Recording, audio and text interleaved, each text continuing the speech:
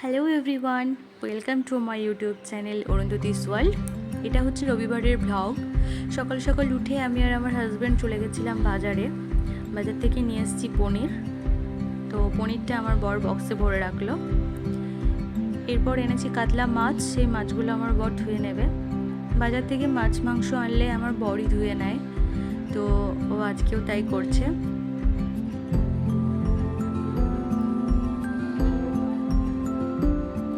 আর এদিকে আমি সবজিগুলো সব ব্যাগ থেকে বার করে বাইরে রেখেছি। এখানে অনেক সবজি আনা হয়েছে, কারণ রবিবার দিন আমরা সপ্তাহের পুরো বাজারটাই করে নেওয়ার চেষ্টা করি। যদি কিছু এমার্জেন্সি প্রয়োজন হয় তো সেটা আমরা বিকেল দিকে নিয়ে আসি। বিকেলে খুব ভালো একটা সবজি পাওয়া যায় না, তবু দরকার হলে আনতেই হবে, কিছু তো করার নেই। তো এদিকে বর মাছটা খুব ভালো করে ধুয়ে নিচ্ছে। আর এই যে এক ট্রে ডিমও আনা হয়েছে। ডিমগুলো আমি সব ফ্রিজে রাখবো, তো তার জন্য আমি ডিমগুলো সব একটা ঝুড়িতে রেখে তারপর ফ্রিজে রাখবো।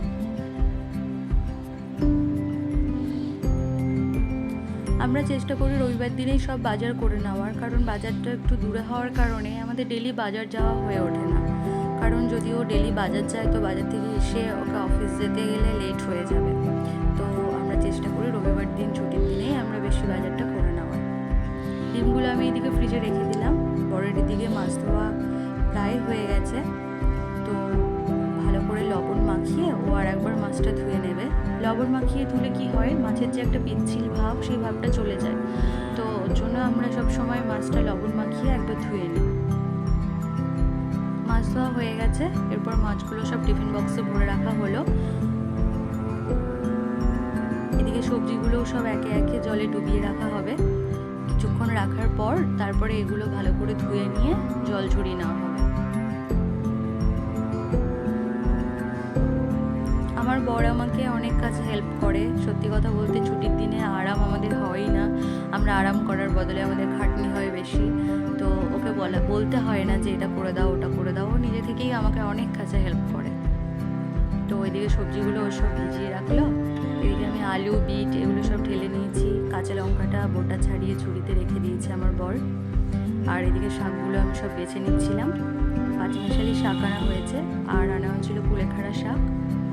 এখানে আদা রসুনটাও ঝুড়িতে রেখে দিয়েছি। আর সবজিগুলো ও এবার জল থেকে সব তুলে নিচ্ছে। জল ছড়ানোর পর এগুলোকে সব ফ্রিজে ভরে দেওয়া হবে। তারপর কাজ সেরে এদিকে স্নান করে আমি ঠাকুরকে পুজো করে নিয়েছি। তো তারপর চলে গেলাম ব্রেকফাস্টে। পরোটা আর আলুর তরকারি। রবিবার দিন আমরা বাজার থেকে ফেরার পথে পরোটা আর আলুর তরকারিটা কিনেই নিয়ে আসি, কারণ বাজার করে এসে ব্রেকফাস্ট বানিয়ে সম্ভব হয়ে ওঠে না ব্রেকফাস্ট করা। তো ওর জন্য আমরা বাজার থেকে কিনে নিয়ে আসি। তো খাওয়া দাওয়ার পর এবার আমরা চলে গেলাম রান্নার দিকে। তো আজকে করছিলাম সিম্পল আলু দিয়ে মাছের ঝোল। দুদিন আগেই চিকেন খাওয়া হয়েছে, তাই আর মন হলো না আজকে চিকেন খাওয়ার। তো মাছের ঝোল করব, আলু দিয়ে মাছের ঝোল হবে পাতলা করে। আর দেখতে থাকো কি কি হচ্ছে।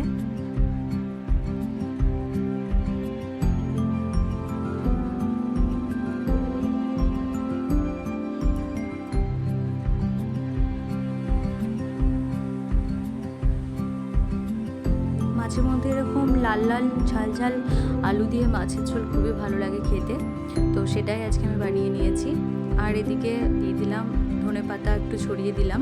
এখন বাজারে টাটকা ধনেপাতা পাওয়া যাচ্ছে, খুবই ভালো সেন্ট।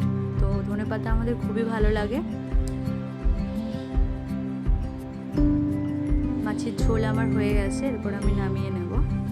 এই যে মাছের ঝোল নামিয়ে নিয়েছি। আর এদিকে ভেজে নিচ্ছিলাম আমি শাকটা। তো এখানে পেঁয়াজ আর রসুন দিয়ে আমি এই শাকটা ভাজি, খুবই ভালো লাগে এই শাকটা পেঁয়াজ রসুন দিয়ে ভাজলে। তো আজকেও তাই করে নিচ্ছি। তো এখানে আজকের আমাদের মেনু হচ্ছে আলু দিয়ে মাছের ঝোল, শাক ভাজা, উচ্ছে আলু সেদ্ধ মাখা আর ডাল। এটাই ছিল রবিবারের লাঞ্চ। তোমরা কে কী খেয়েছো অবশ্যই জানিও। আর এখানে আছে ভাত। তো আমার চ্যানেলটি সাবস্ক্রাইব করতে একদম ভুলো না, সবাই পাশে থেকো। আরও অনেক ভিডিও নিয়ে আসছি আমি।